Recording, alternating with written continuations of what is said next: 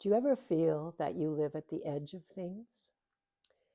Too sensitive, too visionary, too different for the ordinary world? What if the edge is not exile, but initiation? Through time, the cunning folk and the shamanic dreamers lived at the boundary of the village. They dwelt at the edge to connect with earth, sky, and everyday dreamer wisdom. Perhaps you're one of us. Perhaps it's time to remember how to live in many worlds in a grounded way. In this video, we'll explore the shamanic tree of life, the ancient map of the sky, middle, and earth worlds, and how it mirrors your own layers of wisdom. You'll learn how to reclaim your place at the village and remember the lineage of the Cunning Folk path. Hello, I'm Sheila Bélanger, a transformation coach and initiation guide. And I love supporting my people at the edge and helping the visionary, intuitive change agents empower themselves and bring the gift of their presence into this world.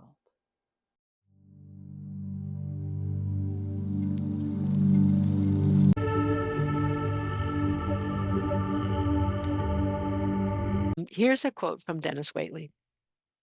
A dream is your creative vision for your life in the future. You must break out of your current comfort zone and become comfortable with the unfamiliar and the unknown. And this is a lifelong process, and you can take steps, you can take practices, you can keep on keeping on to break out of the current comfort zone and get more comfortable with the unfamiliar and the unknown, the edgy, the mysterious. I'll remind you that concept of the edge, the boundary between your identity and new or unknown experiences, and that delicious place of betwixt and between. So fruitful, so terrifying, so amazing. Travel through it. And this idea of the cunning folk community, traditionally in Europe, the cunning folk, and that's what they're actually called, practitioners of folk medicine, lived at the edge of the village. They had edgy wisdom, and the villagers gratefully used their ancient earth healing wisdom and skills, but did not want to live next to them. Do you ever have that experience sometimes if you're at a party or you're hanging out with folks and you realize, uh-oh, I'm letting my edge self show. I'm not quite in consensus reality, and it's showing, and people are looking at me like, okay, nothing wrong with you, nothing wrong with the other people. But sometimes people are like, you go over there. I love you, but I want you over there because you're just a little too edgy for me. Okay. Claim it, be it.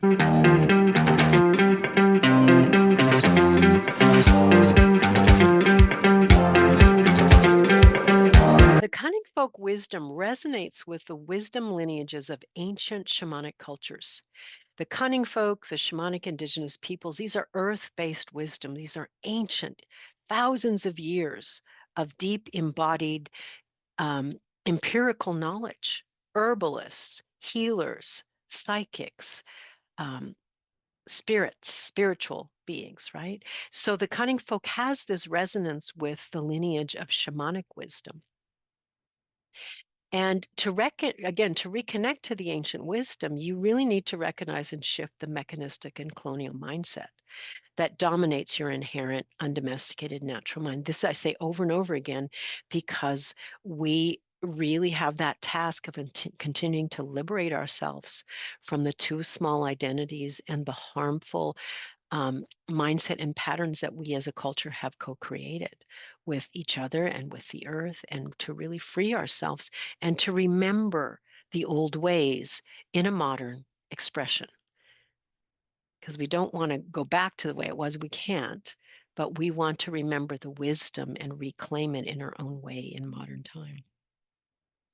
Now, here's a quote about shamanism. There's many, many ways to describe shamanism. I particularly like this one because it matches my sense of the Cunning Folk.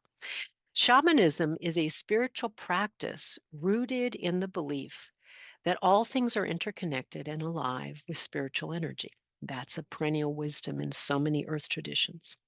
It's a journey of exploration and healing where shamanic practitioners, or the ones that go on a journey, access altered states of consciousness to interact with the spiritual world.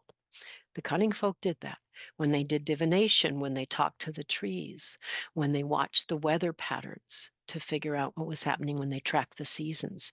So it's really about an exploration of healing and using altered states of consciousness to access and connect with the spiritual world in that worldview of everything is connected.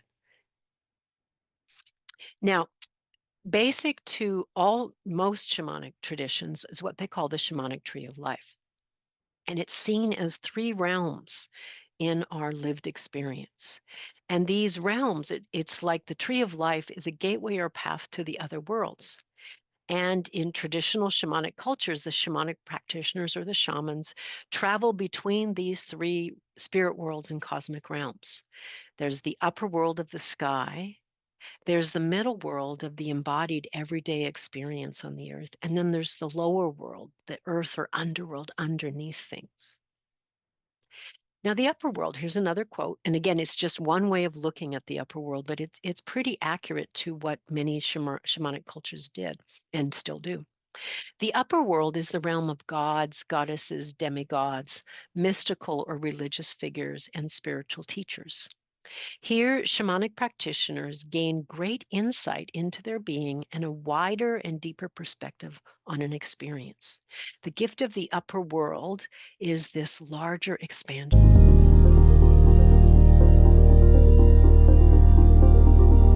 Middle world is where shamanic practitioners travel to understand an event, past or present, that happened on the physical plane, or to gain information about a place. In this realm, they may seek to work with earth spirits, rocks, plants, and other elements found in nature. A classic example of this is when the nomadic tribes, their shamans would go on a journey to find out where were the buffalo or the deer, or where were the possible enemies or challenges, right? Or they had weather shamans where the shaman would actually engage with the elements and the weather spirits to help facilitate support for their people. So middle world has all these other dreams and experiences in it too.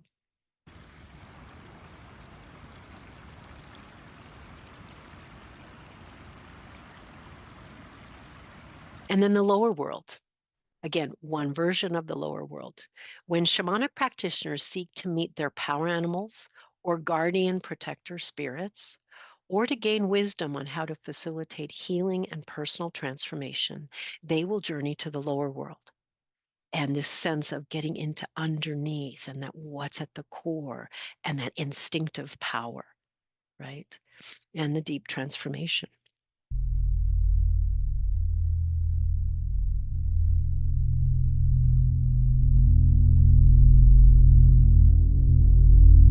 So the shamanic tree of life, again, the upper world, the middle world, and the lower world. Sometimes there's other names for that, but this is very core cross-culturally for the three realms from a shamanic worldview.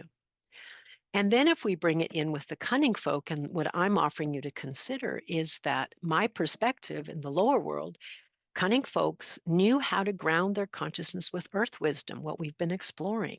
They aligned with the instinctive wisdom of animal allies and transformational cycles of nature. And when you did your animal ally practice, I really asked you to be in your body and be in the power of that instinctive knowing, deep earth wisdom. The middle world.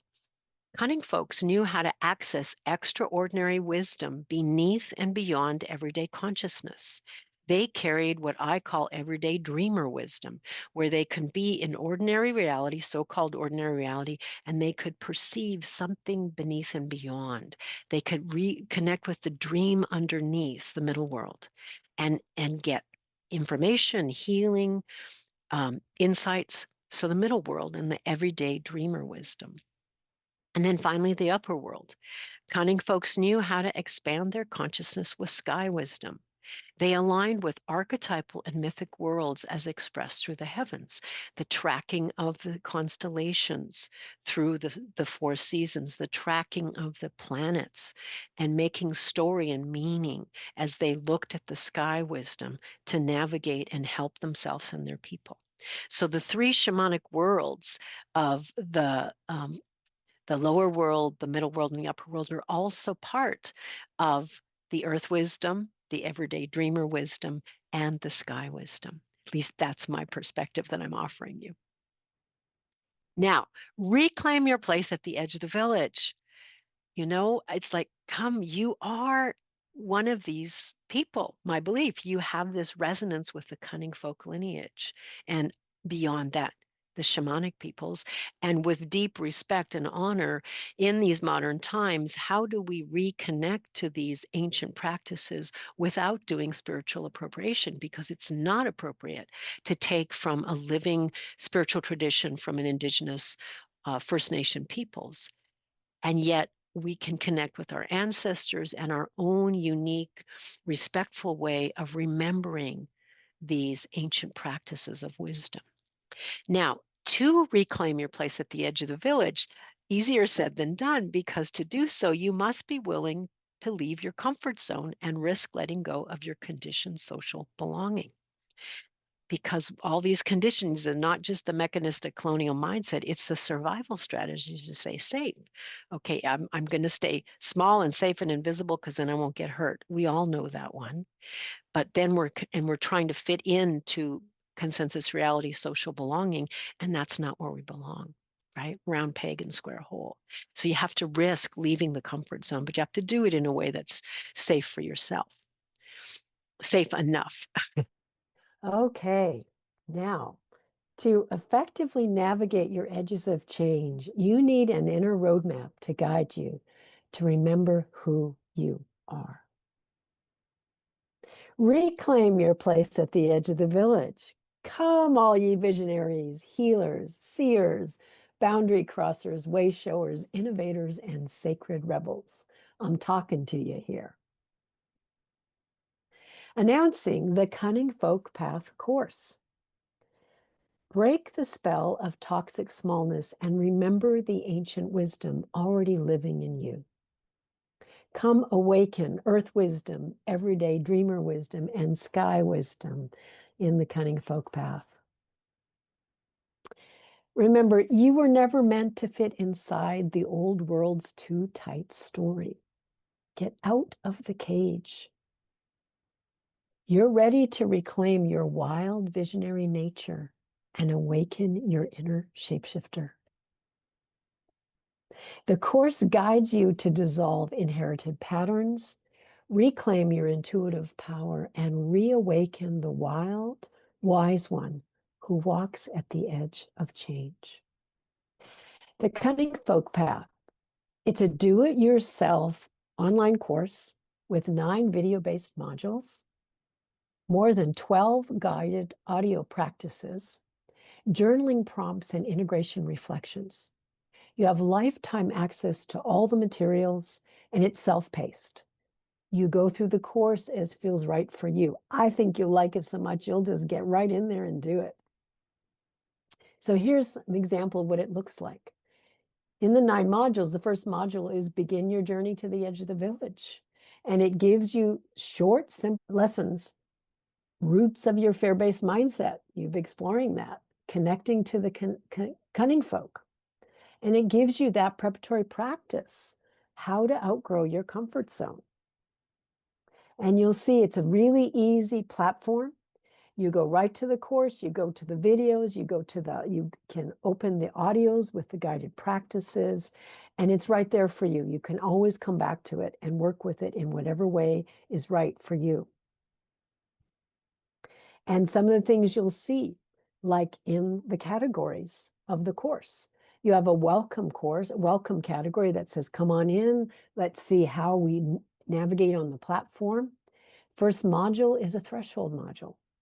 Helps you to begin your journey to the Cunning Folk Path. In Module 2, you remember the maps. You reorient to ancient lineages. Module 3, you begin to explore the realm of earth wisdom. And then it continues.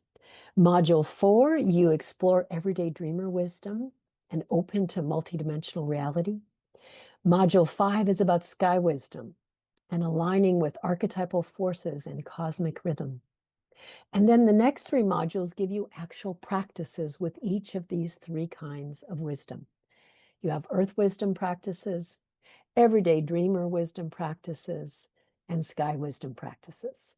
So you get support to understand the journey on the Cunning Folk path, and then you get actual embodied practices to test drive it and develop an apprentice to your Cunning Folk self. Click the link to explore details and enroll in the Cunning Folk Path course. It's time to come back to the edge of the village where you belong.